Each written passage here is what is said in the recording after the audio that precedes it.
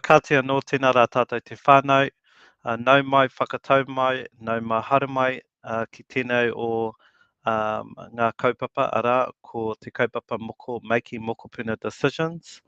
Māku hei tuku te karakia, whai atu i tērā, me, me haere tonu i runga i te kaupapa, me inoi tātou.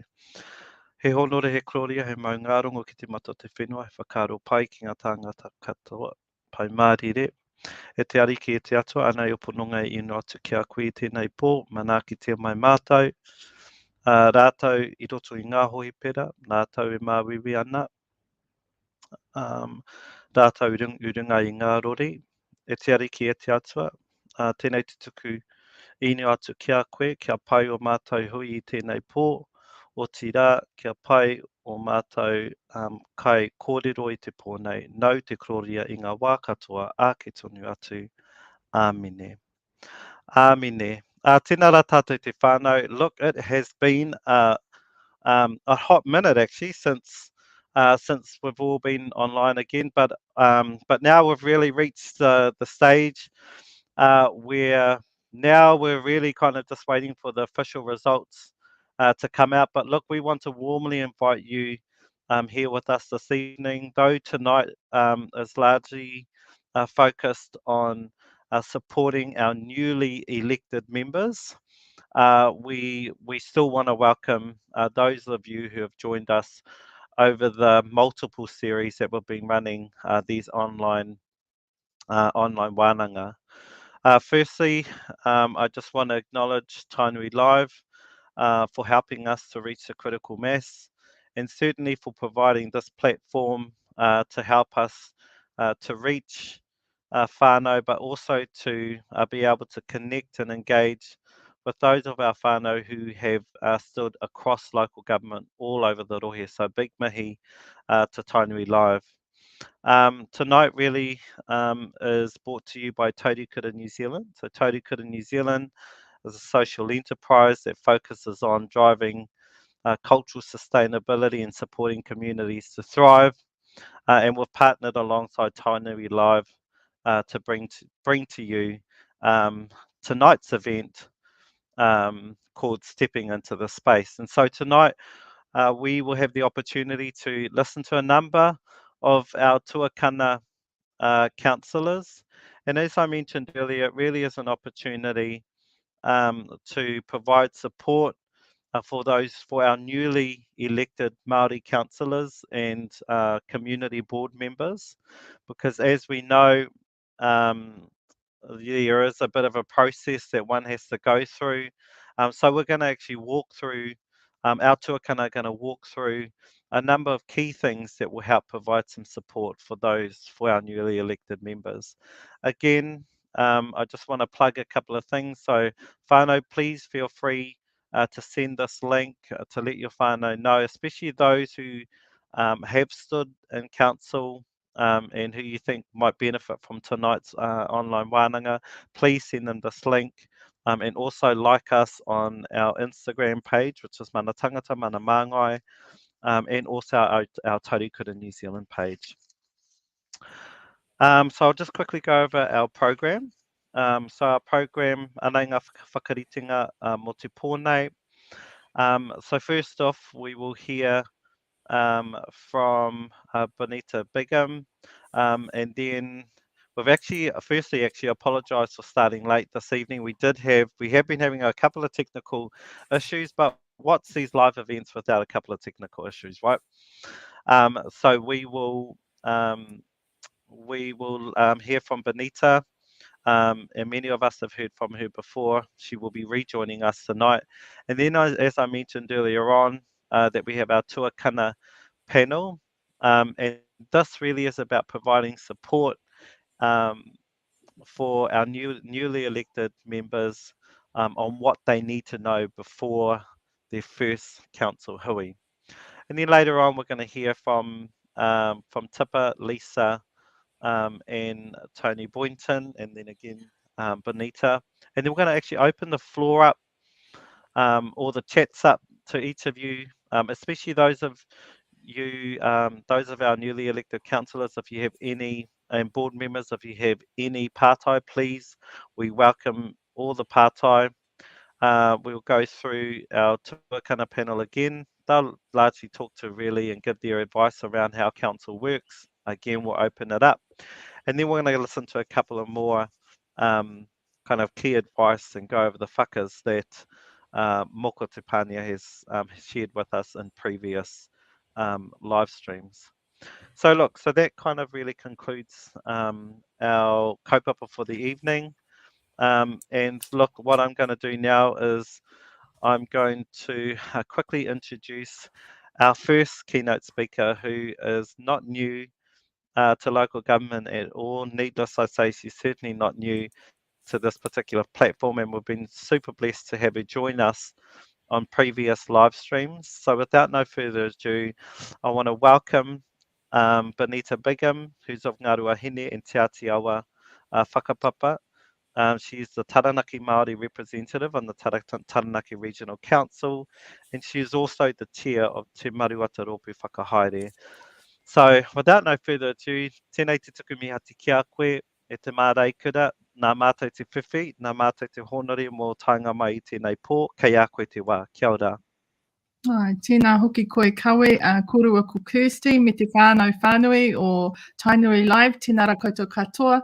Nei rā te mihi atu tēnei uri o Taranaki Maunga o Ngā Ruahine o me te atiawa ki o koutou, ko tai mai I te pō nei ki te whakarongo I tēnei waine kei te pau ki a koutou nō reira, tēnā koutou, huri noa te motu tēnā koutou katoa.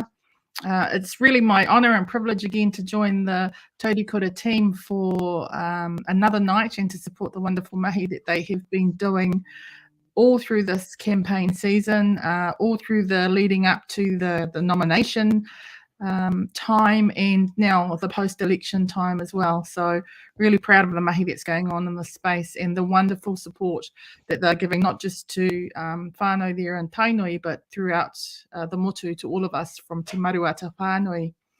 So just as by way of introduction to those who haven't heard me talk about Te Maruata before, we are the national collective of Māori who are either elected to or appointed to council governance positions.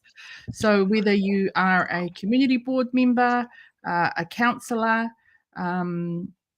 or you have been appointed to a committee of a council, if you sit in a governance role at anywhere in the council space, you're automatically part of the Te Maruata Whānui. We don't have any subscriptions, we don't have any applications.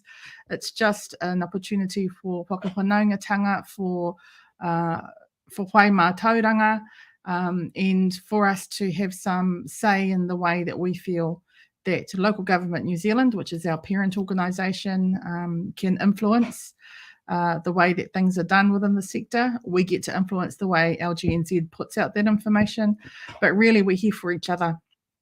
So it's been a long journey for us to get to this point, whānau, especially with the introduction of so many Māori wards around the motu. And I just really want to mihi to everyone, to absolutely everyone who put your hands up for candidacy this time around, whether it be for Māori wards, your community boards, your councils, local boards in Tāmaki, wherever it is that our people have stood.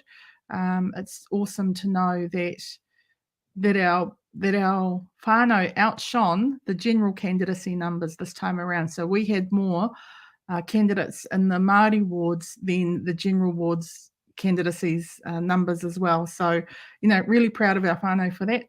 I'm also conscious that at this point in time, there's lots of rhetoric around the low voter numbers throughout the motu. Yep, kei te pai, we know about those. But I think for the first time, because we have Māori wards, that the voter numbers for our Māori populations have been able to be recognised and quantified, and that data shows us that our people haven't engaged in this system of voting. So I'm not really surprised about that. If anything, this has probably set the benchmark for us to launch into the future. So that's where Te Maruata feels we want to help, especially those of you who have come into the sector for the first time, to make sure that we're here to awhi you, to tautoko you, and to help provide you with the tools that some of us wish we had when we started in local government, but also to make sure that you don't feel like you're by yourself. So this year, Te Maruata launched a program called Te Ahuru Mōwai, which is a tuakana taina program on that kind of model. But instead of just being connected to one person, one tuakana with one taina, Te Ahuru Mōwai will be basically an open database to everyone who wants to participate. So you'll have to give permission to have your information shared, but it'll be an open database to Te Maruata whānui members to look into that space and look for the skills and attributes that you think you might need some help with. If you see someone there, if you get appointed to the Audit and Risk Committee on your council and you're looking for someone who might have some skills and experience, you can come into the Te Ahuru Mōwai space and look for those people with those skills, or a personnel committee where you're dealing with the employment and performance of your CE, you can look for those people, or on your taiao committee or your land transport committee or your consents committee. So any of those areas, standing orders, what's that like? Who do I talk to? I think I've got a racist on my council. What experiences does someone have to share with me with dealing with that?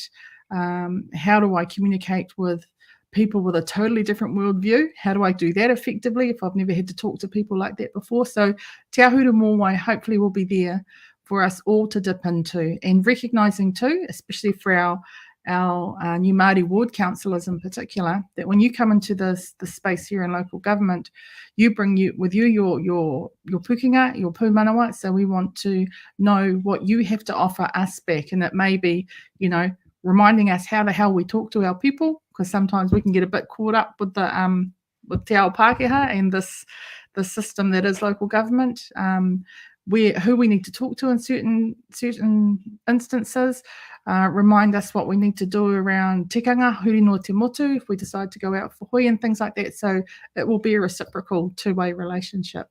So that's us for Te Maruata whānau. We will be having our first hui of the year in December, on December the 6th in Pōneke. We intend to pānui that information out very, very shortly, within the next couple of weeks.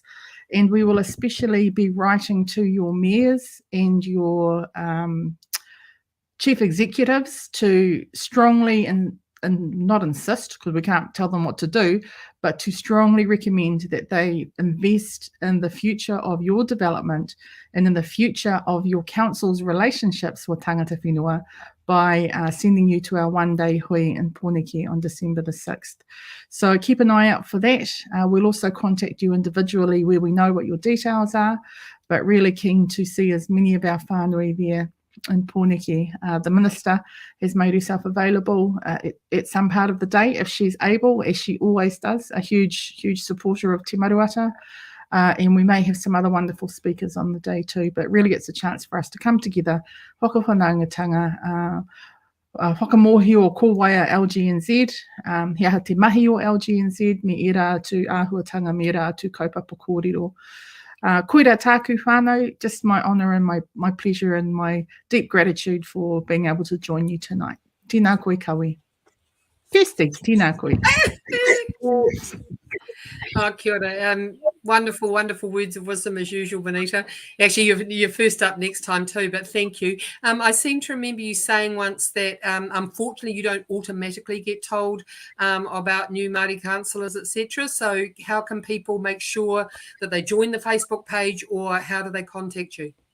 Absolutely. Really keen for people to message me. I think I'm the only Bonita Bigam on Facebook, so that's one way. The other way is to contact Local Government New Zealand directly. You're wanting to talk to Devanga, who is our right-hand wahine for Te Maruata, to make sure that you are on the mailing list for any pānui that go out.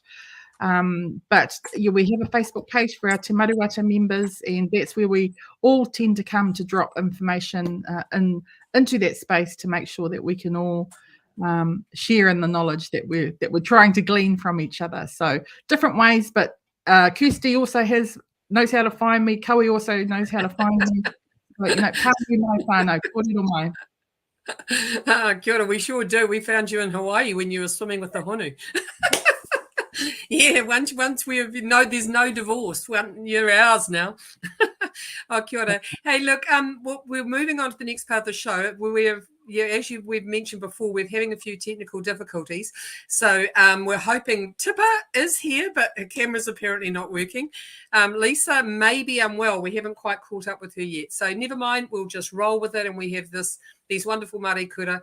Like Benita pointed out too, this is actually the first of two. The next one is on the 25th, called Encountering the Cultures of Councils. So like she said, this collective strength that we can build here, so that, you know, let's face it, be real. People are going to be at you. There's going to be racist, awful, bloody horrible stuff. So Te Marawata and the collectives that we can build locally as well are going to be the greatest support and strength to help manage that aspect of council. 2025, Māori will be in charge, so it won't be such a problem. But, you know, when we have just, you know, beautiful wahine with their moko kauai getting hassled, you know, just all the ugly stuff that can happen. So tune in for next time too, Encountering the Cultures, and know that Te Marawata and Benita in particular is here. All of these Māori kura are here to support you, to encourage that kind of kōrero, to help you so you don't feel like you're on your own with this.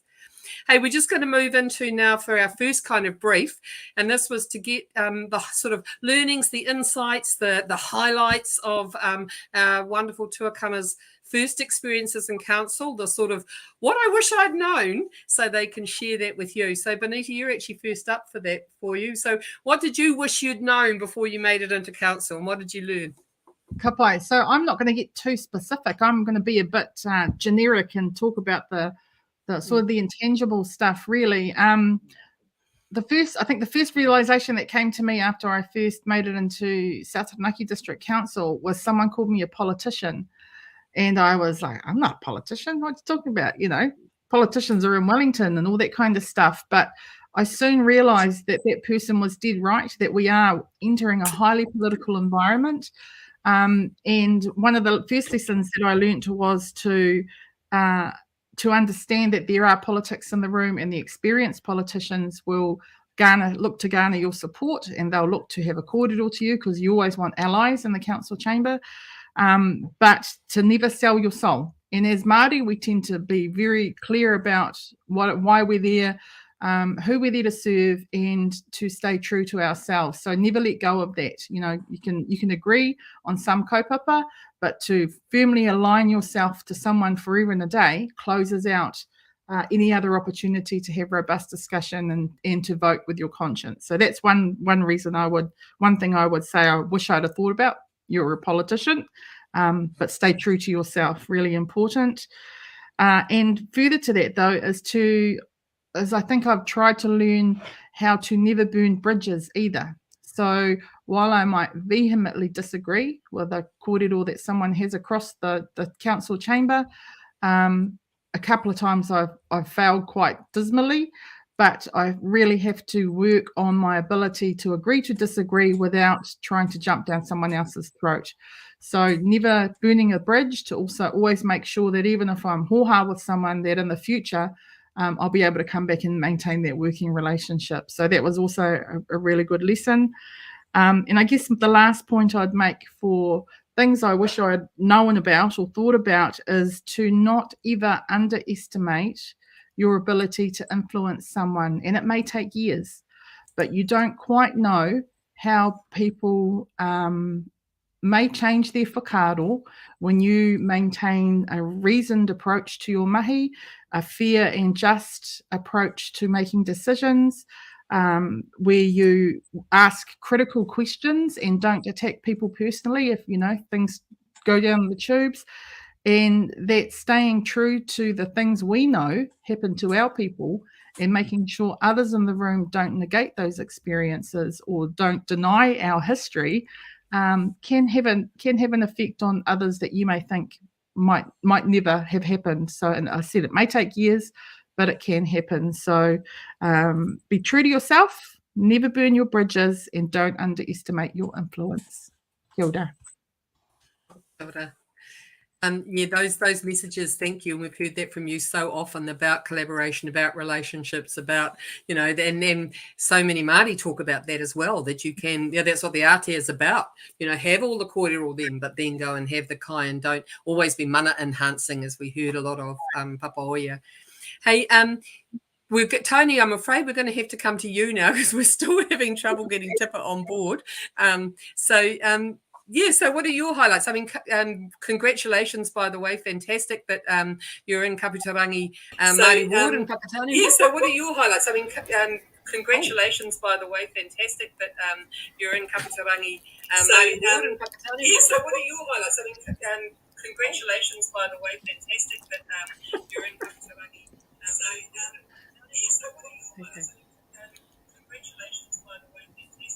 Kia ora, are you there? It seems to be going over double.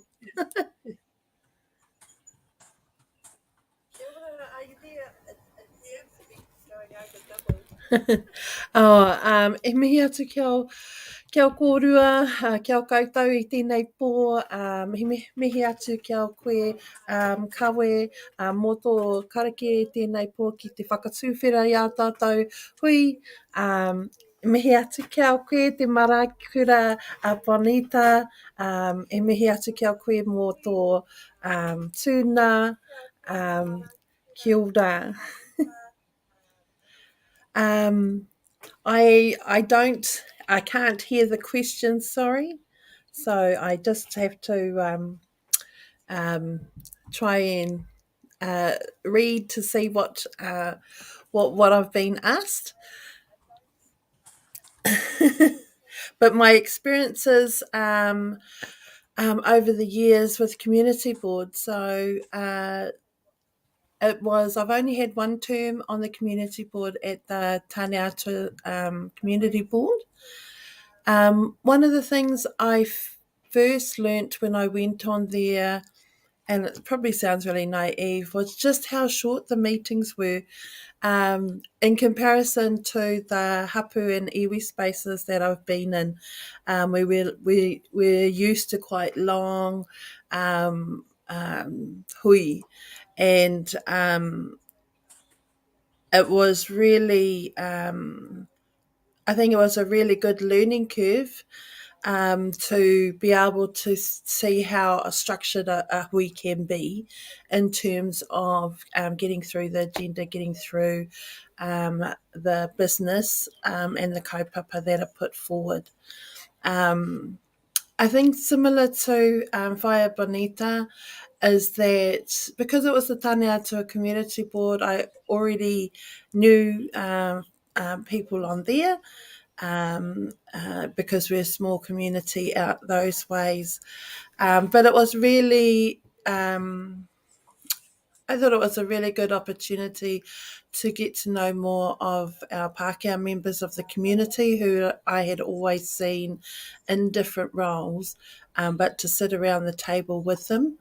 And like Bonita said, is just being able to have that open mind that it is about relationships and that kei te tika tērā kōrero, kei te whakatua tuakana te tanata ahakoa no hea, ahakoa no wai.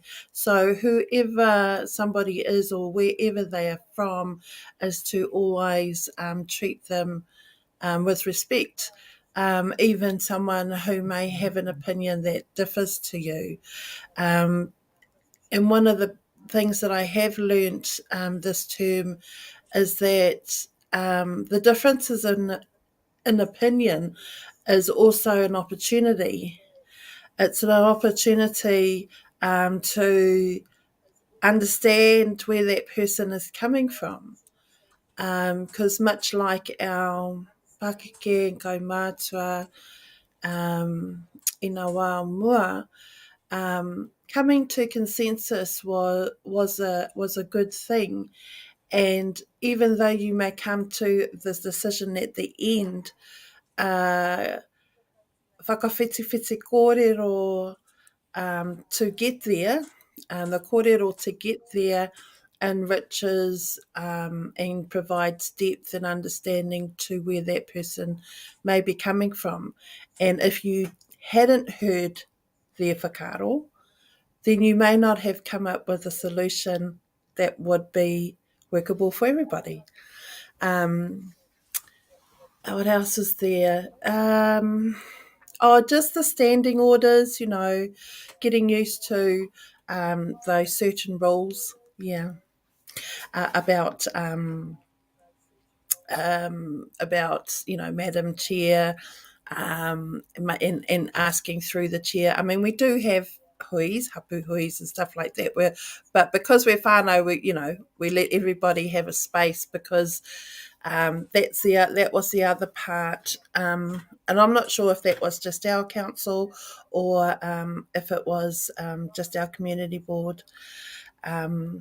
Was hierarchy, making sure that you understood who was a councillor, who was a community board member. What did you find very challenging? I think I found the hierarchy within the organisation. The hierarchy, I would guess, in the administration, and how the administration would, I suppose, treat those who are councillors and those who are community board members a bit differently. The whole thing of when we had Big Kaupapa on, it was sort of only on a need-to-know basis. When, as we were community board members, it would have really benefited us to be able to receive that information, because we're in areas in which we can get that information out to. So that kind of hierarchy, you're just a community board member, or so you don't get that info. How did you manage those situations? I'd go and find out the information anyway. I think when I was on the community board, I guess it wasn't as strict as it would be in a council meeting, over all the different rules, but I'd normally just go find the information anyway, and then find out, do we need to be there? Okay, we've got the information. Can we, just go make sure that we give that information out to, our tribal leads, and that, so that they can get that out to hapu, especially if it's information that's going to help them, information that's important for them to know. Yes, so they're prepared. Kia ora. Kia ora, Tony. Yeah. I know you can't hear us, but hopefully everyone else can. Hey, there she is. Tippa's here. Yay. So you two aren't going to have to carry the whole load by yourselves anymore.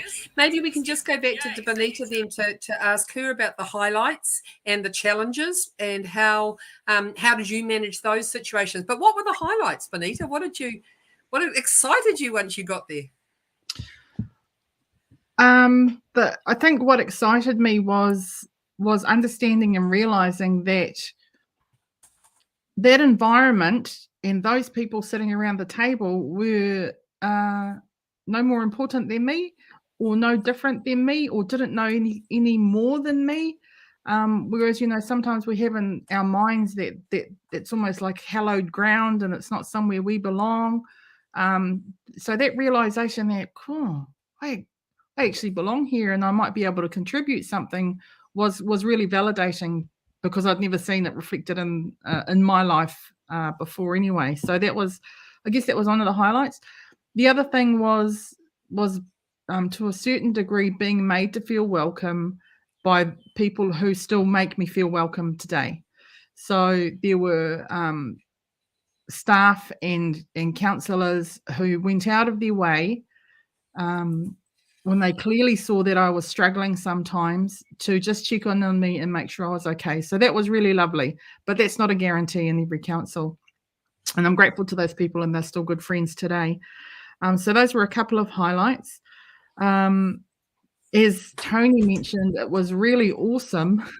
To be in structured hui, where the information came out to you a week before the hui, and all the papers were there, and you had the time to ask questions, to ring up another councillor and get another perspective, but to really have the information that you needed to have a robust discussion at the table, and then make a decision.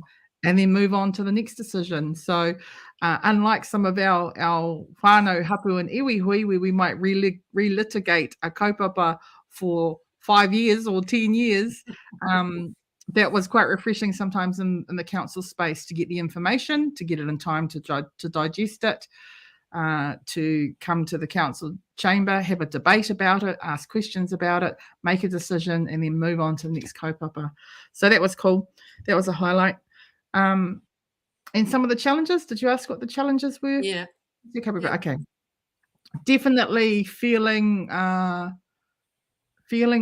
moki at the council table. I was lucky in my first term that another wahine, another whanaunga was also voted in. So we sort of felt our way there together. And then I was asked to become part of what South Taranaki District Council calls the Environment and Hearings Committee, which meant that they needed me to do the Resource Management Commissioner training. That was a challenge because although I knew the kōrero and I understood the kōrero, having to do the training and do the right, write the right things or have exactly the right answer and the terminology that is in the Act, that was all a challenge. So I tend to want to work from the heart, and I tend to want to work from my whakaaro around what's tika and pono, and that doesn't always align with a council process or a bureaucratic way of saying things. So understanding the bureaucracy and understanding the machine of local government, I think, was my biggest challenge. Oh, kia ora, Bonita. But look, let's face it, the more Māori we get in there, the more that all of that stuff can actually change and make the culture work for people rather than the other way around. Hey, welcome, Tipper. We have you here now, so that's great. Can you just add your whakaaro and your kōrero in about what was it like when you were first, what were the highlights, the challenges, your experiences when you first came into council? You're on mute, dear. Oh, kia ora. Sorry, Kirsty. So, no, I'm a third term, so you mean from the first time in May?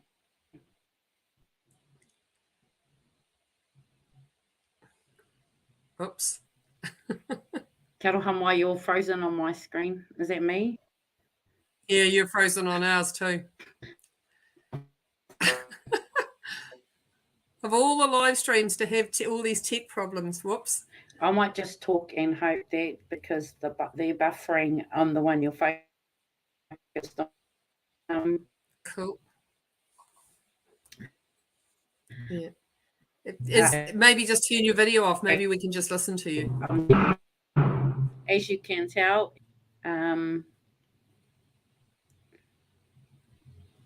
is it me? Can we move on her internet is adding? Sorry, I don't know if I'm being or if it's you guys buffering. Yeah. I don't know if you can hear us. Maybe we might just have to leave it for the moment, Tipper, and hopefully that Sharon can do her magic in the background. So we might just have to leave you for the moment and move on to the next section and bring you in when we've sorted it. Kia ora. Okay. Ka pai. Rats. Yeah. All right. Tēnā tātou. Okay. Yeah, okay. Look, yeah, so tonight just seems to be a pretty cool night where we're just all experiencing every single technical difficulty one could ask for. Unfortunately, probably the other point that I want to make too is that unfortunately Lisa is unwell tonight, so she's not able to join us. Hoi anō, that's okay. We will work with who we have, and both Bonita and Tony are well versed and experienced when it comes to local council, especially local elections. But before I go into that, can we just actually celebrate for now the number of Māori that one actually put their hands up across local government as a whole, but in particular here in the Waikato we had 55 Māori, and actually we think that there was probably more because there are probably Māori who have stood that don't have Māori names. That is very likely is the case, But we've managed to reach out and connect with 55 Māori across the Greater Waikato, and that itself, whānau, is such a massive, massive achievement. So, big round of applause, big paki to all of those of you who put your hands up. And by all means, I encourage you in the next local elections to do the same. You know, if not the first time, the second time, the third time. And there are many examples of whānau of people who have stood in local council and have ended up coming through. And not to mention also those of our Māori candidates who have managed to, you know, our motu have managed to also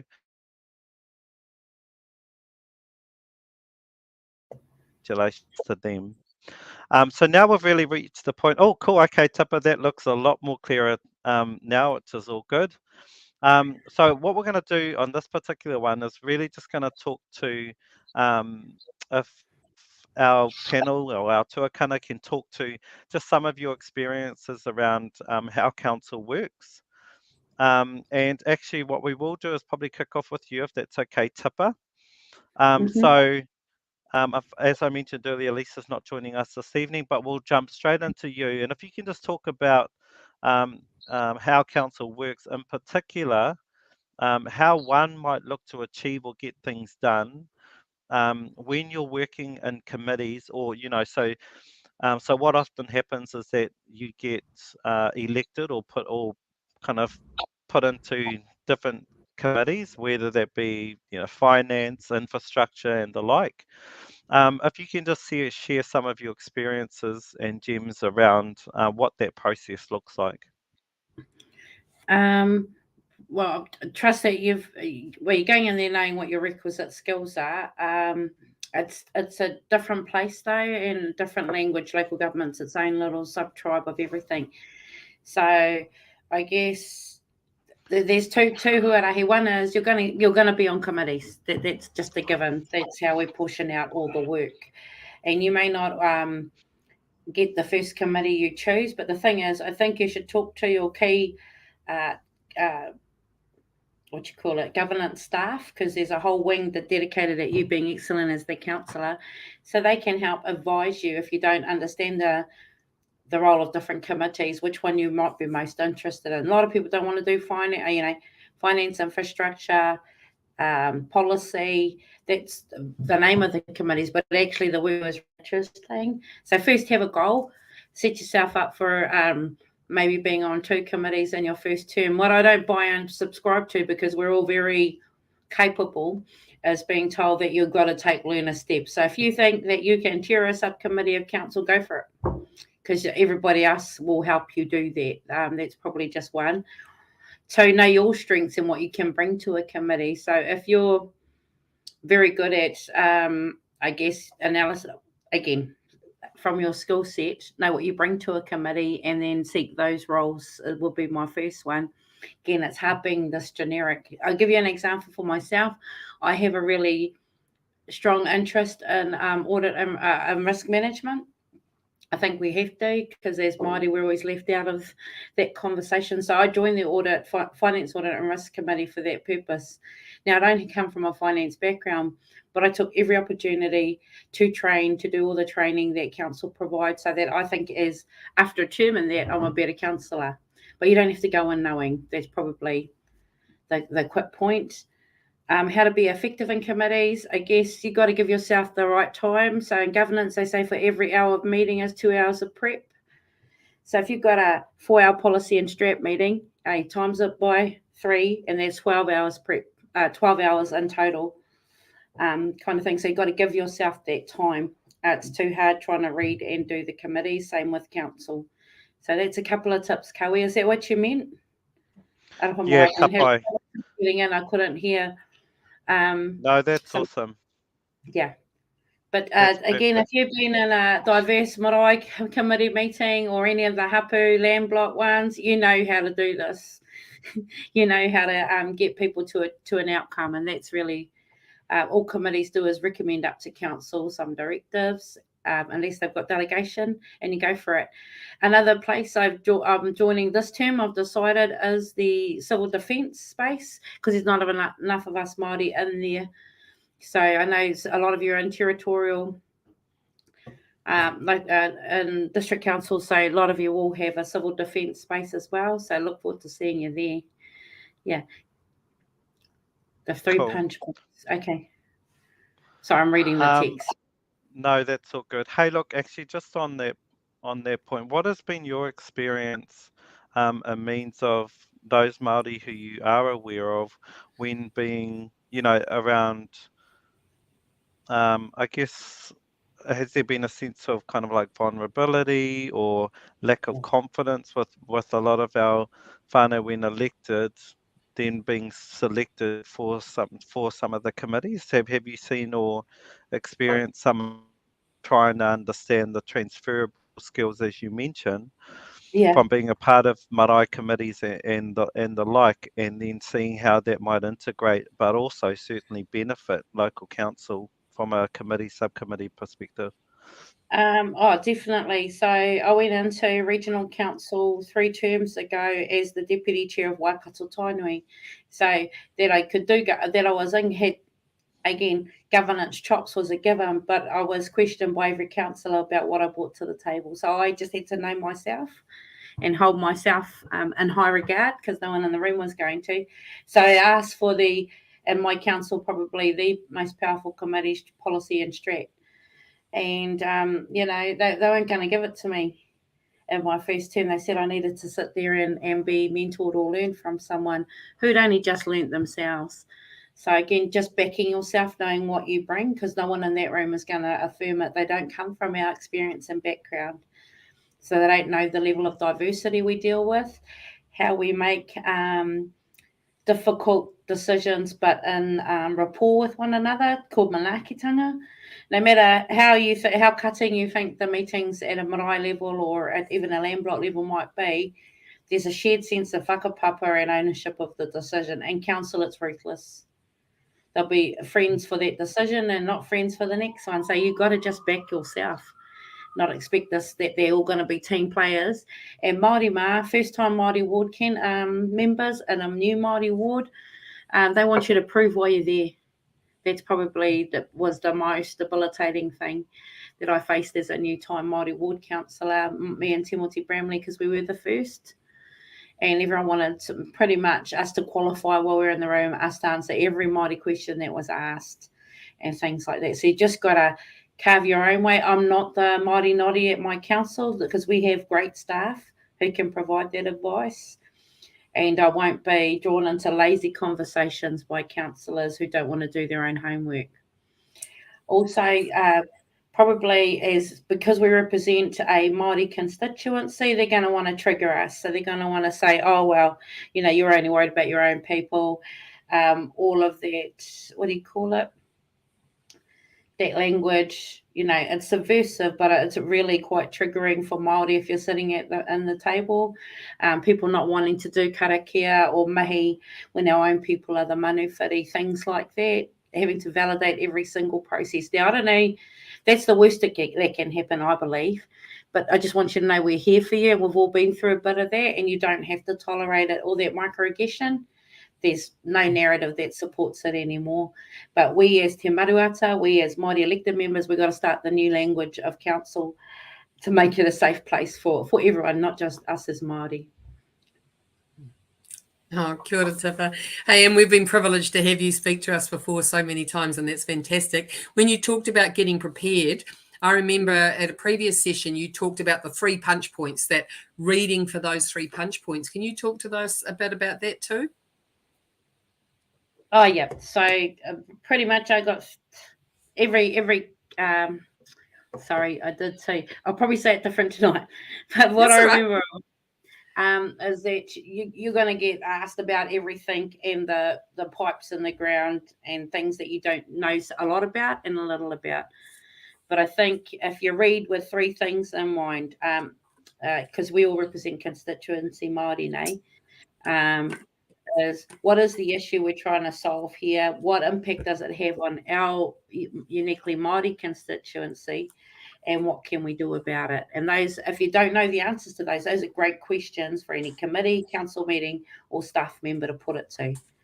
And if you just go through your package with that in mind, even the stuff you don't understand, say, right, what does this rating impact on my Māori constituency? So I pick what really easy one, whitebait. Who's affected by whitebait decisions we might make? And then what is their view on it? So there's reports on that normally in the papers. And then what can we do about it as council to protect the rights and interests of our Māori constituents in those areas? Just to give you a little example.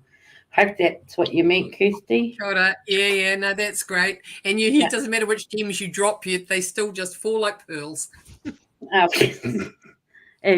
Once I get online, and to all of you, I had so much technical difficulty coming in. You won't experience that at council. There's a whole wing of governance support that will make sure you can dial in, access your materials, be accessible and things like that. So don't be shy to use all the supports in council. Yeah. Okay. Ka pai. Awesome. Thank you for that, Tipper. And actually, it probably segues quite nicely to into Tony. So Tony, if you can just quickly share with us about, Tipper mentioned about kind of the importance of preparation and reading documents, and I know that you're well aware of how important it is to read over all council documents in preparation for your meetings. And so do you just want to talk to, I guess, some of your experiences, some of the challenges you might have had in your previous role on the community board?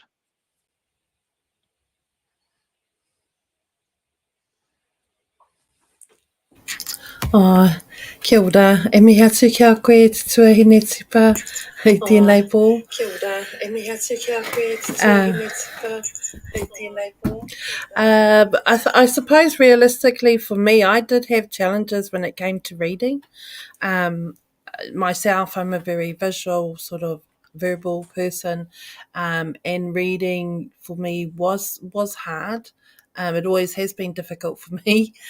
So going into a role where there's lots of reading, but what I found was because it's quite structured in terms that we got our minutes a week ahead, that we had sufficient time to be able to go through those. And on our community board, we wouldn't have too much that would come through. So I got to be able to get used to the different sections that were there because they, became regular, and also to, things that I really enjoyed were those where we had presentations, public forum. I was also on the community art scheme community board. I forgot what the name was. Creative Community Scheme Board.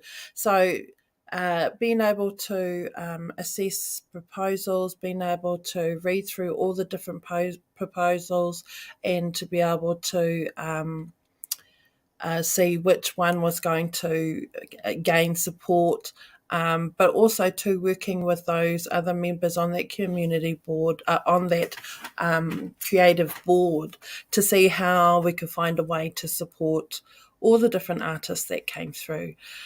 So being prepared and reading the information, I think I enjoyed, if I wasn't sure what something was, I went and found out and read up on it. If I could try and do some research about that kaupapa and try and find more information from the council website itself, and just sort of where the whakapapa came from for that kaupapa before we went into the meeting. I think for our community board, they were used to having quite short hui when we started, but because I had so many pātai, whenever I'd go to ask something, they'd be like, not her again. But for me, that was part of my learning, and I always saw being part of the community board as learning the process, asking what that is, asking staff, how do you do this? One of the other challenges that I found was that it's really hard to ask about something that you don't know that you can ask for. So some staff, it felt like they would withhold information about what it is that you can do as a community board member. I mean, you soon learnt what you can't do, but it was like nearly the end of my term, and someone said that I could claim costs. And I had no idea the whole time. But it was there were other things within the council that within the community board that we could do that I didn't know about, and it was sort of like not secret squirrel, but it was sort of like I had to um, come across it by mistake or something, and then somebody would tell me, "Oh yes, you can do this," or "Oh yes, didn't you know that?"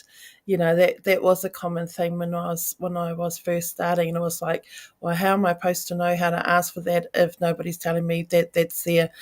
But hey aha, you learn, and then the main thing is that with our new councillors is to make sure that they know those different things too, and that they get up. And it's great that you've got Ahuru Mōwai to be able to be a resource and place of support for our whānau. I find that being part of the Maruata itself provides that whakaaro that you're already part of the whānau. And like many of our Māori whānau, we don't see each other as competing against another council or anything else like that. We basically use our social capital and our relationships to get in contact with each other. So if there is a kaupapa that's come up in our area, and we know the whanauna in another area who something happened with their council similar, you've got the ability to be able to reach out to them and say, hey, and share that information. I think that's one of the key abilities that our Māori councillors will be able to bring into the council. And it is also about learning about the council. I mean, I'm still green as, and I'm really excited. I would like to be a part of different, particularly policy committees as well. And like Tipper said, you get to a point where you've just got to back yourself. And when you've had an upbringing where, particularly at home, where you have to be very respectful in our te ao Māori. You have to be very mindful about how you say things sometimes, how you action things. But also too, those teachings enable us to provide really strong leadership in the council space, and ones that I don't know, you understand and feel that you're doing it from a place where you're not diminishing anyone else through your kōrero or through your actions. But at the same time, making sure that point is made. I can't hear you, so I don't know if you're asking me any other pātai. E pai ana, ka pai. Actually, first of all, congratulations too for becoming the Everyone first can hear me? Kia Māori ora. ward councillor for, Kakite. is it Kapu Tarangi ward in the Waikato District Council. So again, congratulations to you, Tony, for reaching that taumata. So look, we're going to move on to Benita now. So Benita, if you actually, so now we're going to talk about what we call these standing orders.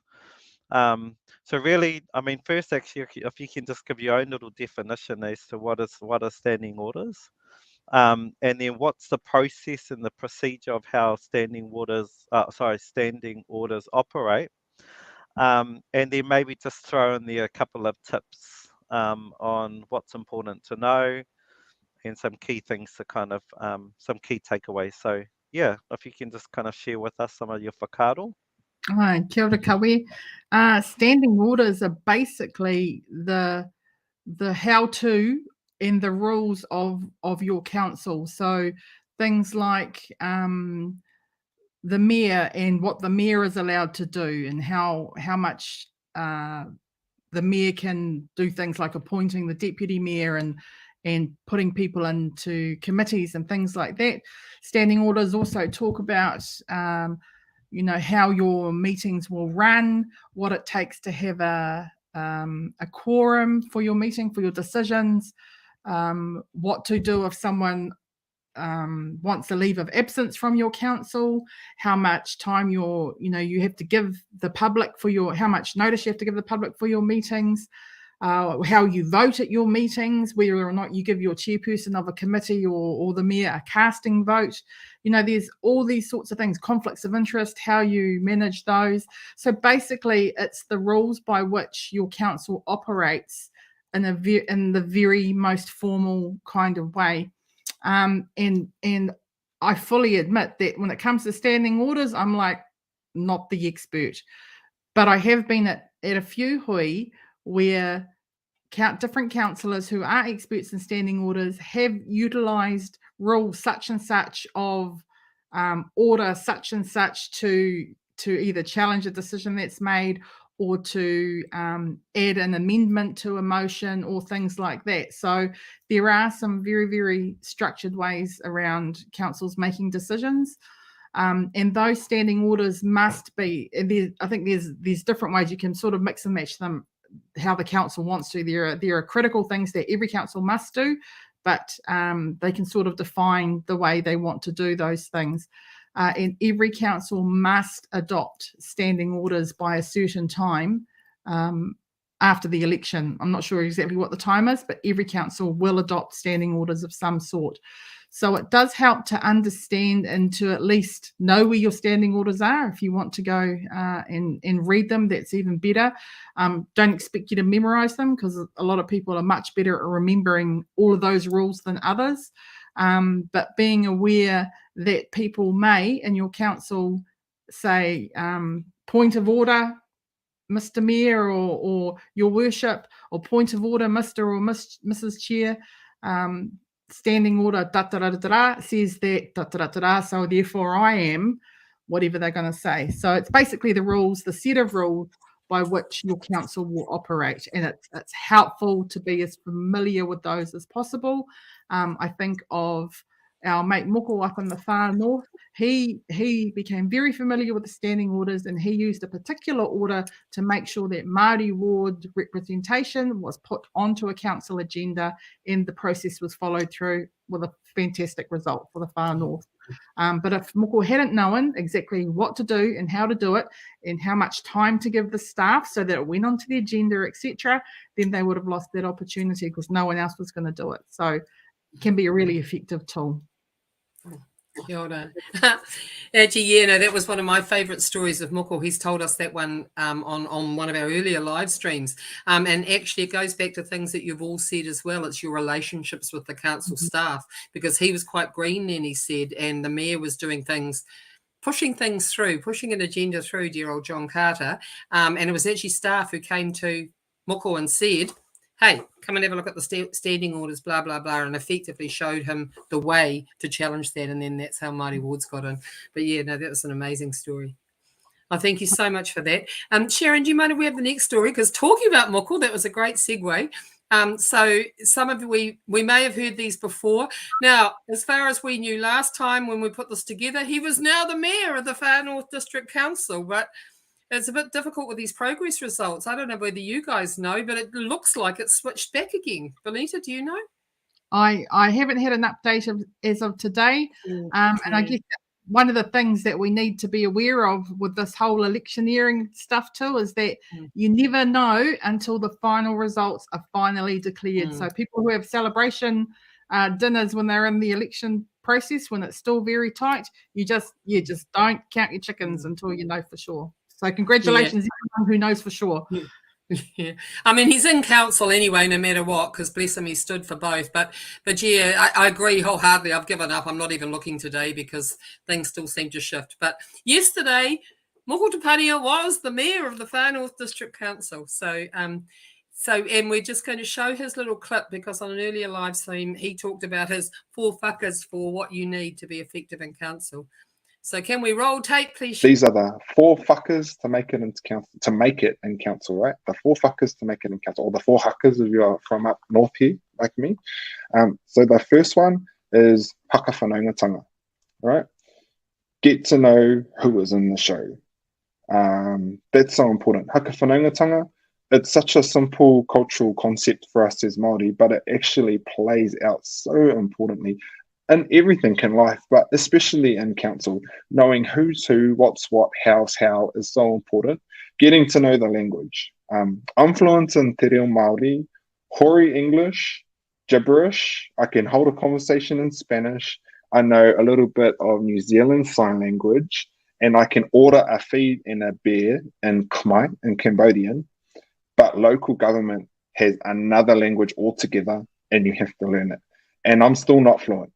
And gee, government departments, councils love their their acronyms, like DIA, Department of Internal Affairs, LGNZ, Local Government New Zealand, RMA, the Resource Management Act, LGA, the Local Government Act, LEA, the Local Electoral Act, OIA, the Official Information Act, OMG, oh my gosh, WTF.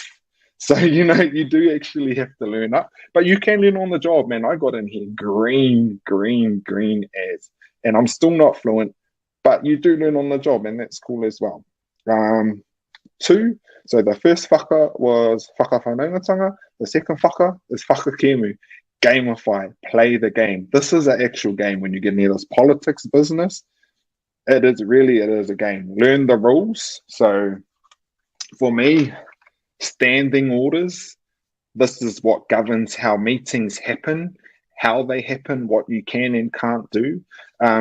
What's great is that with this whole lockdown business is that a lot of council meetings went online, and there are so many meetings that you can actually watch on YouTube to see how a meeting is run, to actually have a go at it. So standing orders, the rules, what you can and can't do. Standing orders are the reason why the Far North District Council will have Māori wards at the October elections, and that's because I used them to my advantage to be able to get this kaupapa over the line. So know the rules, like the annual plan. The annual plan is what is funded and how it's funded, and it feeds off from the long-term plan. This is what your council does every 3 years. It's a 10-year plan, and it's everything that is actually funded. You're so passionate because you want a swimming pool for your local township. That swimming pool's not going to happen unless it's in the long-term plan. So you need a hakakemu, learn the rules. And Māori are the best game players and the strategists that I know. So do your homework, learn the rules, or learn how to cheat. And if you know that, then you're going to be able to play this game and you're going to be able to get the wins for your community that you want. My third whaka is to whakarereke, to change tact, right? So change things up if you're not getting somewhere. It took me 18 months to get one council service rubbish bin for Panguru Village in North Hokianga. And it was a lot of backwards and forwardsing. But as a reflective practitioner, you know, I would probably change how I took that the next time round. So if something is not working, like, don't continue to butt your head against the wall, because you're just going to end up with a hole in the wall and a sore head. Change it up a little bit. And my fourth whaka is to whakareka, to sweeten the deal. And as Māori, like, we love having a kai. Kai will get you far, you know, sweeten things. Actually, you know, we're really good at doing the haka a lot of the time, but sometimes we need to sweeten people up. Get to know staff, get to know your colleagues, give them lollies. What is the price of some chocolate, and what it means if you show someone that you genuinely appreciate them by giving them some chocolate or some lollies, and what will that do for your relationship? So in our council, in all councils, we have democracy services or a governance team, and they're usually responsible for helping councillors and dealing with meetings and all of that. And we've got a group of girls in our council who I called the GGs, the governance girls. And I love these ladies in our council, because if you want anything done, if you need any help, then you need one of the GGs to back you up. So one of the things that I made a point of doing was always making sure that each week I took the GG some chocolate, not because I wanted them to owe me or I wanted a favor later, but it actually pays off. I actually genuinely appreciate them. So I show that by expressing it through the hakareka with some chakarete and some rare. So it goes far. Shout someone a coffee. Go catch up with one of your colleagues when you're butting heads or you want to try, you need some help to get something over the line. It's always a numbers game. It comes down to the votes. At our council table, we have 10, which means that we need 6 yes votes for something to get over the line. What's 6 coffees? Nah, what's 6 coffees? So yeah, my 4 pakas to get into council: paka whanaungatanga, paka kēmu, paka rereke, and paka reka. And that brings me to a close to my kōrero. And if all else fails, right, this is your sweetener. Teka painoa kia reka. Fake it till you make it. Ngā mihi nui ka hakahoki atu i te rāka kōrero ki a koe e kawe. Man, I tell you, like those, the 4 whakas or hakas that he's come up with certainly kind of really makes it quite simple, but actually drives to some really key tips, especially for those newly elected members who are just coming into council. So by all means, whānau, if you haven't been able to join us live tonight, this will be made available on our YouTube channel at Mana Tangata Mana Māngai. Or you can rewatch these or go and find the links on our Taurikura New Zealand page, which is on Facebook. But by all means, make sure that you guys listen to that as well, because our mate Moko, who hopefully soon will have the results soon. Yeah, he's shared some really awesome gems there. Look, we're going to actually move on now to the next slide. So this one really is just about how one intends, or how to be effective in council and on community boards. And we're going to just go through again and kind of just hear some little plugs and some little gems from some of our tuakana this evening. So, Benita, if you can just quickly share with us around, and actually he mentions, what's his name? Moko also mentioned as part of his little video the importance of, if you're butting heads with somebody, or if you're disagreeing with anybody, the importance of going out, shouting them a coffee, and then kind of getting on the same page. And I note that that you're not always going to win many of some of the key priorities that one might go into council with. So yeah, do you just want to share with how one might look to collaborate with other elected members, and especially elected members who don't always have the same whakaaro, or certainly to some degree the same values that you hold as an elected member or as a colleague of theirs. So do you just want to share some of your whakaaro around that for us, please? Kia ora kawe. Really awesome to hear, Moko talking about going and kanohi kitea with those that you may have differing opinions with. That's something that I really struggle with. I'm not naturally inclined to seek out conflict. So if I'm ever in that space, I don't always do a good job of reaching out to those who I'm having a bit of a raru with, or I'm a bit hoha with. I probably need a bit of space before I can re-engage in that kind of arena. But I do try to re-engage eventually, even if it's just to acknowledge that there was a raru, and depending on the reception as to how far into that conversation I will revisit. But as I mentioned before, it's critical to remember that the person that you are disagreeing with on this particular kaupapa may be someone that you absolutely agree with on the next decision that comes to the table. So the political game is about it's about the marathon, especially for us as Ngāi Māori.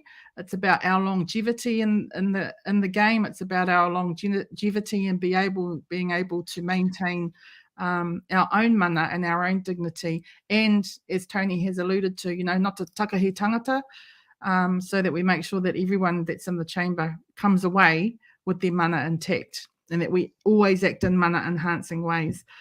So working with others is really critical too if you want to get if you've got something that you're really passionate about and you think others need to understand the level of your passion before you perhaps get to council, and that's where I mentioned earlier about people will be ringing you to talk to you about how they want a decision to go.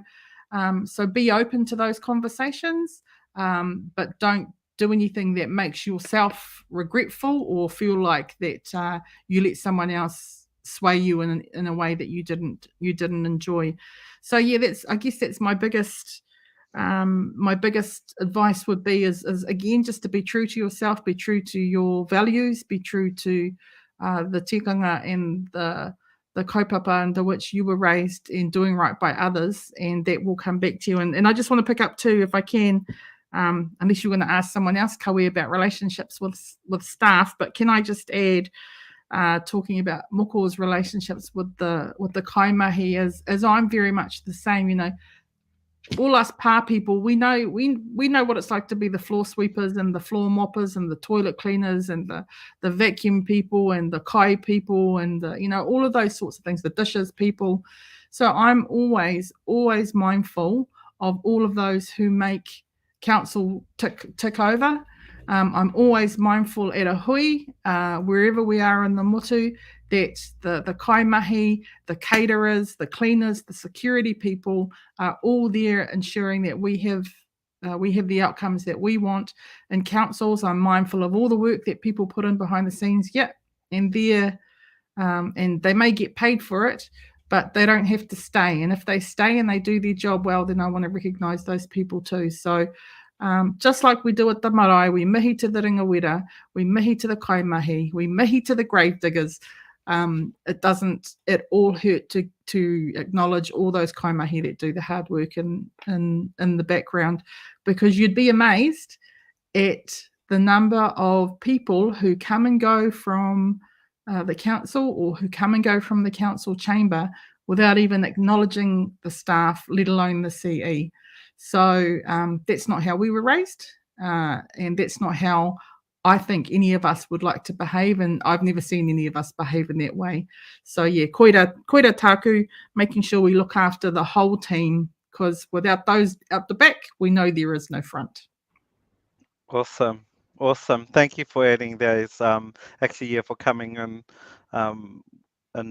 and with the kōrero around, especially in relationships with council staff.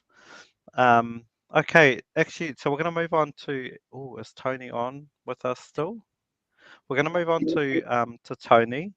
And Tony, actually, if you can just quickly share with us about you know, your experience, but certainly how one is to be effective when working with communities, and also with community boards. Your experience, but certainly how one is to be effective working with communities, and also with community boards. I suppose just as because I've had one term on the community board, I think I did pick up a lot of a big, I suppose I learn on the run kind of experience with regards to Māori wards, and I think being able to make a submission, go through that process, and then rally the community around the kaupapa itself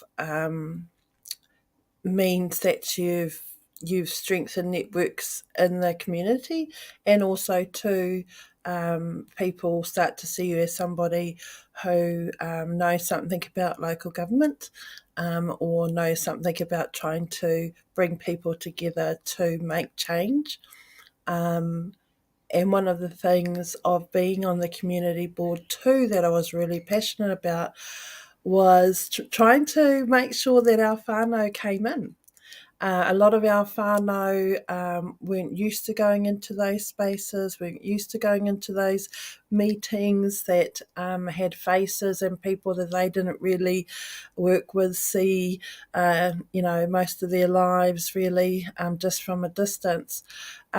So it was really good to try and make sure that our rangatahi sports teams came in, did a presentation, that some of our maraes who had kaupapa on came in not just to be able to ask for pūtea, but to provide information about the kaupapa that they were holding, so that it was about not just keeping Māori community kaupapa to Māori or Pākehā kaupapa to Pākehā. It was really using the mechanisms of the community board to have that information go through to council, so that if the school or if the marae were then going to need to use the domain, which is run by the council, then the council was going to already know about it. We already have board members who are able to support that kaupapa because they've been informed about it. One of the things that we had coming up was the Tūhoi Ahurei, which was huge. Unfortunately, COVID came along, but prior to that, work was being done with the community board in terms of information sharing, in terms of passing on information through the community board to the staff, so that by the time that the event arrived, our committees, our hapu, who had been working towards the event had already gone through a process of understanding what information they need to have, understanding who's the person to deal with, that they're able to have a relationship with that person because they know who they are, that person's come out, they've had a walk around.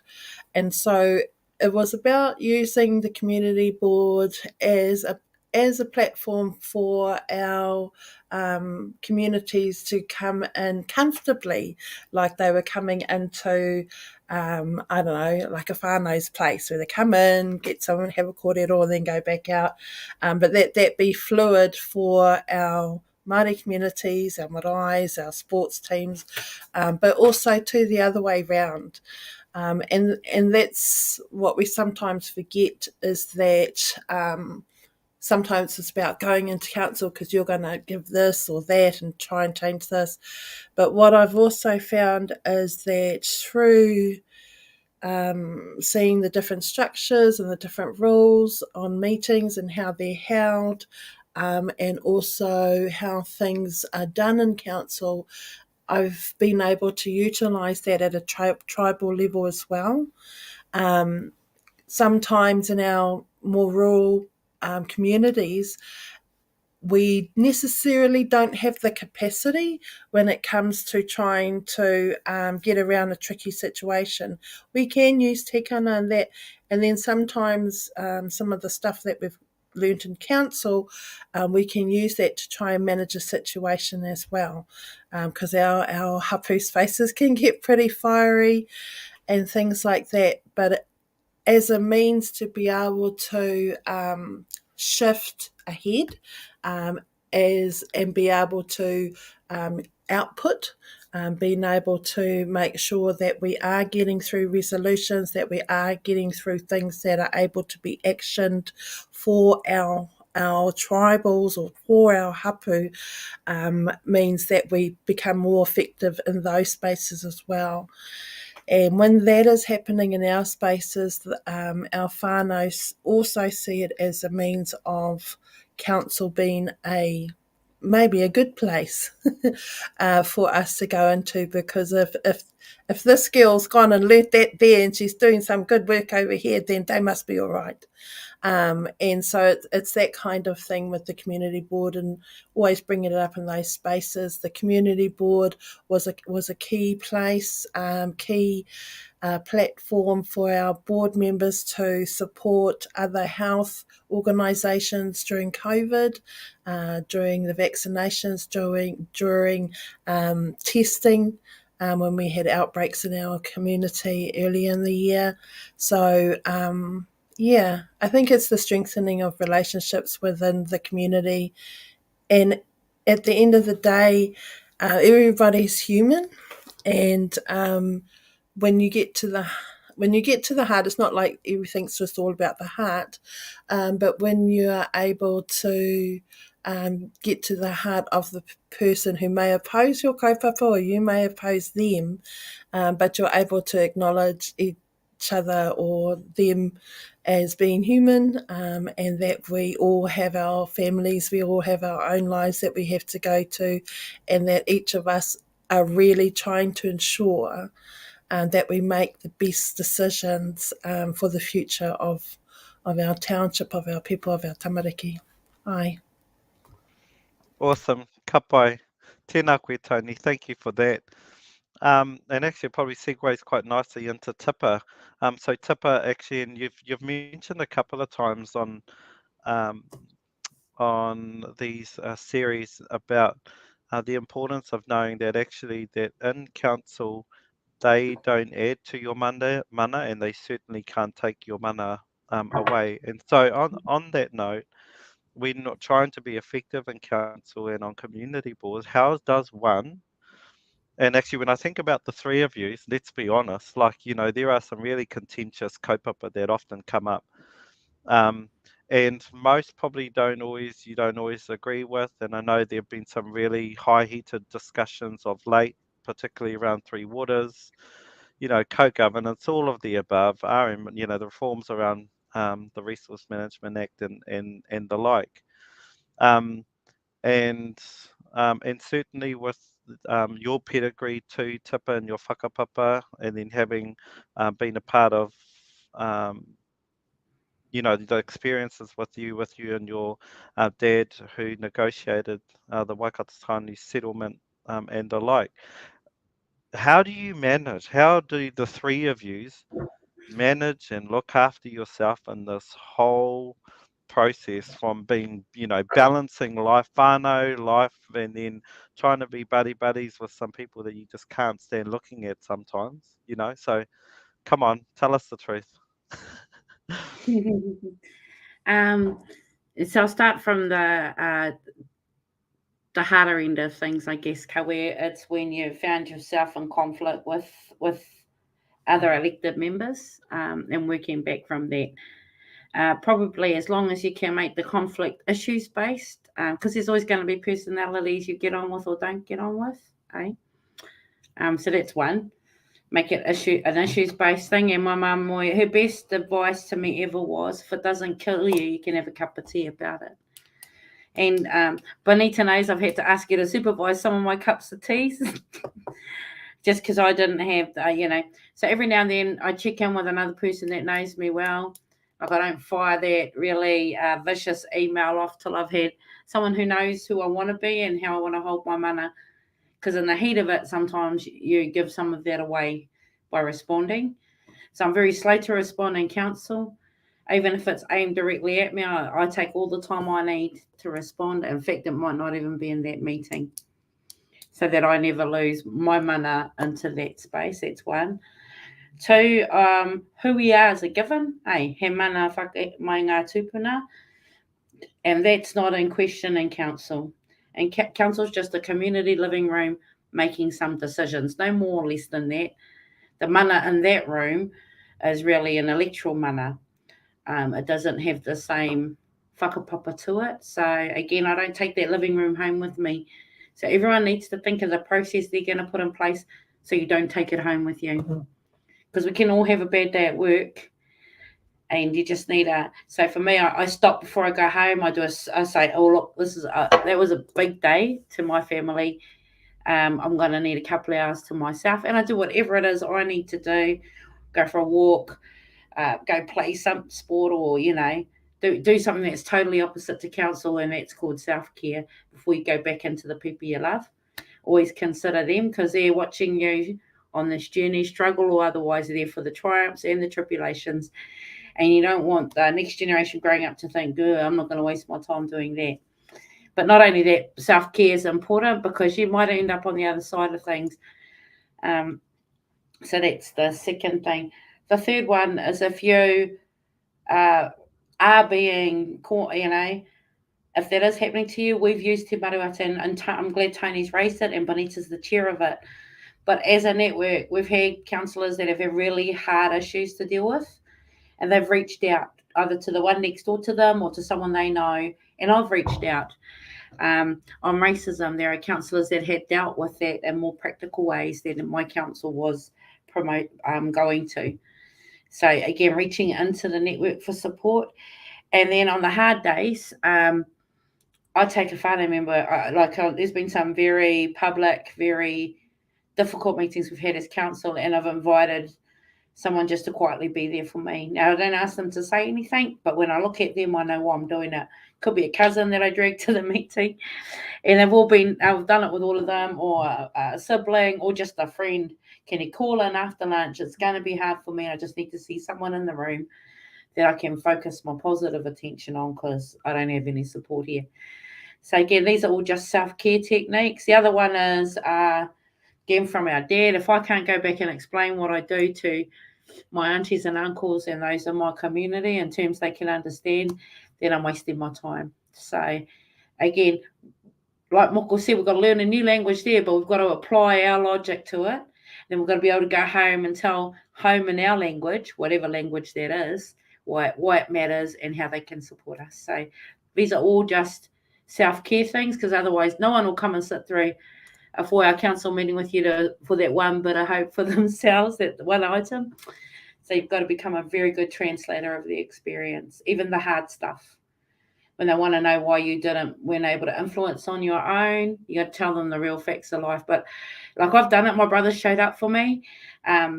He sat in the farming corner who weren't pro me. He heard all of the rhetoric, and he comes home and he goes, "You got this, bub." And it was enough for me on the day. So these are all just well-being. Keep yourself safe. Yeah. Kia ora. Kia ora. Oh, Hey, look, so we are kind of okay, nearing I'm in now. the end of the evening, but maybe just quickly, actually, let's just start with you, Benita. I know that we've kind of been talking about kind of some of the hard things, but actually, what do you enjoy about local government, and actually, what keeps you going back? What drives you? Yeah. Oh, aroha mai. Thinking. I think I get close to the end of every term and I think, this might be it for me. And then something wonderful happens. Last term, it was all these Māori wards. And I thought, I want to be a part of this change. I want to be a part of this movement. I want to be there to make sure that our councils receive these people and they do it well and they look after them, and that Te Maruata is there to totally back them up. So every time I start thinking this is too hard, this is too hoha, I'm wasting my time, I'm banging that brick wall that Moko was talking about, something wonderful happens. And it may be something I don't share with anybody else, but it's just enough to keep me going. And I'm also really lucky, I've got my husband Kevin, who backs up every harebrained scheme I come up with. And I'm lucky I can come home to him and download. But Tip is right, we've got to find ways of making sure that we're okay, that those around us are okay. And it's having that capacity to be able to re-energize and to go back out into the fray is what keeps me going. But I think I'm here now because I firmly think that we are just at the beginning of a whole new attitude, not just within local government, but Aotearoa as well. The fact that all these councils came on board when the legislation was changed for the better makes me really hopeful, and knowing that we've got, hopefully by our popo 6 Māori mayors around the country means that the general population is seeing the value of our voices coming to these tables as well. That's what makes me come back. This might be the last time, but I just want to be a part of the change in the movement. Kia ora. Kia ora. Ka pai. And Tony?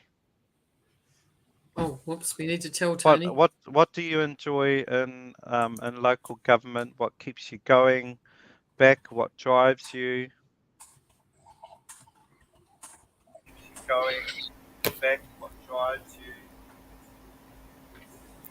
He tangata.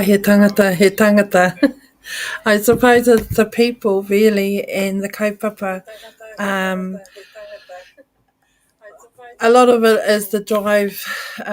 Initially was for our future generations, for our tamariki, in terms of ensuring that they had a voice in local government, or that there was going to be a place for them. But for local government, I see the potential. Because of course central government, that's where the legislation is created, where it is made. But then not all legislation, of course, comes through to local government, but it is governed by certain aspects of legislation. And it's how that is interpreted, and the view that interprets how that is going to be enacted in our communities, and how it impacts, those decisions can impact on our everyday lives. And trying to make sure that our Māori communities, our Māori values, which are very much needed with the upcoming things that we have with climate change, when it comes to manaaki ao tātou taiao, ao tātou whenua, ao tātou tanata, katoa, it's those values that you want to be able to have a safe space to share. That's what it's about. I think is the exciting thing, is to share. And I watched the news about they were talking about how some of the local government boards have moved to the centre right, and they've got all these sort of centre right mayors coming in. And I thought, well, there's also a lot of Māori that have come in too. And I think one of my goals was to Andrew Judd some of them, was to be able to, share the beauty and of our Te Ao Māori, in terms of how we really do strive to ensure people's mana stays intact, and that there is a way in which, in that sharing, we can kind of come to a common ground. But I'm probably, because will be new as a councillor, I probably sound really naive, and so in another 3 years' time, I might have a totally different kōrero. Kia ora. Kia ora. Ka pai. And we'll just end on you, Tipa. What keeps you going? What drives you? I just believe that it's the last bastion of, I guess, some privilege that we need to change, because yeah, when Māori words were more of a novelty than an agenda, like they are now, and the change proposition of them, I guess, appeals to what I need to see in the world. I want the world to know, appreciate us, and whakatangata whenua I nei āhuatanga. I don't like that things exist in our country that we're not the fabric of. So that's probably the big change proposition I have. And I'm kind of made for that. So once everything's manageable, I'll probably move on and find another pikimanga. So that's one. Two is, I didn't realise until I got there the level of influence that council has over our daily lives, and the thought of our voice not being in it, doesn't work well with me. The other, my real driver for going there at all was the taiao. And I feel really lucky because I see a very strong reanga who are all have an appreciation of the taiao that could easily come into this space now. And I want to be the big door opener for that, because, again, our kaitiakitanga is most expressed in locally and regional councils, and, again, as Tony said, through other legislation, but practically applied by us at regional government in terms of the Waikato River. So I'm there until I know the plan is sticky, because my mokopuna are going to live by this river until, aki tonu atu. But I'm really excited, like Bonita, to be able to look behind me and see how many other excited Māori there are. Yeah. So there's an abundance of people, and I look forward to it. The next election, when more Māori see themselves in this space. So it's going to happen, Howie. And can I just mention to you and Kirsty from us, because you're facilitating all this kōrero while we're busy being councillors. Do not underestimate how much we appreciate you both. Oh. space. Mai te ngā Oh, kai, te kia ora e homa. Yeah, no, my mind's buzzing now. I agree with both Benita and Tipper too. I think that 2025, man, there are so many po in the ground now with Māori councillors. I think about Lisa, who's unfortunately unwell tonight, but she's been on her own for 2 terms. There's going to be at least 5 Māori councillors now in Waikato District Council, as well as various allies like David White. You know, I mean, the conversations have to change. The values have to change. You know, what's good for Māori is good for the world. You know, the culture is going to change because of you guys. And yeah, 2025. And like you say, Tipper, too, once Echi Māori, and I think we're getting it. I think it's, you know, maybe we're a bit disappointed this time, but I think if we all will carry on this kaupapa with these po in the ground, Māori, rangatahi Māori are going to realise that owning these spaces is going to be such an influence on, like you say, the taia, the awa, you know, that the potential for this local democratic space to really make a difference for whānau hapu and hapori is just amazing. And you guys are just my champions, honestly, seriously. And thank you again so much. Now, we just wanted to just preview the next one, which is in a fortnight's time, and we'll have these wonderful tuakana here again. So you guys have touched on some of this stuff already about encountering the culture, managing and thriving within the culture of councils. As you've all mentioned, this is all going to be about that collective strength, Te Marawata on a national level, but also building those ropu tautoko, those taunaki, you know, ropu taunaki locally as well, just so that the support's there, the kōrero's there, the whakaro, that nobody feels alone in these spaces over the next 3 years, and that we're just building to something even greater. So that's next Tuesday. Don't worry, you'll get probably 6 emails from me. But there's, yeah, so that's in a fortnight's time, so everybody will have had their first hui by then. But hopefully we can all come together again and share this amazing advice and expertise and wisdom from these wonderful wahine. So kia ora, kawe. Ka pai. Awesome. Okay, I runga I tēnā tēnei te tukumihi atu ki a koutou ngā wahine toe tūkahana I roto I ngā kaunihere, motu. Nā māwatahi, Kirsty, te honore, nā māwatahi te whiwhi, nō reira tēnei te tukumihi atu ki a koe. Me koe hoki, Sharon, kei roto I in the background, I roto I te tali o Tainui Live, tēnei te tukumihi atu ki a koe. Mā koe whakakapi tēnā o ngā hui, tēnā tātou. Kia tau, kia tātou katoa, te ata whai o tō tātou ari ki a ihu karaiti, me te aroha te atua, me te whiwhina I tahitanga, ki te wairua tapu, ake, ake, ake, āmene. Āmene. Pōmare.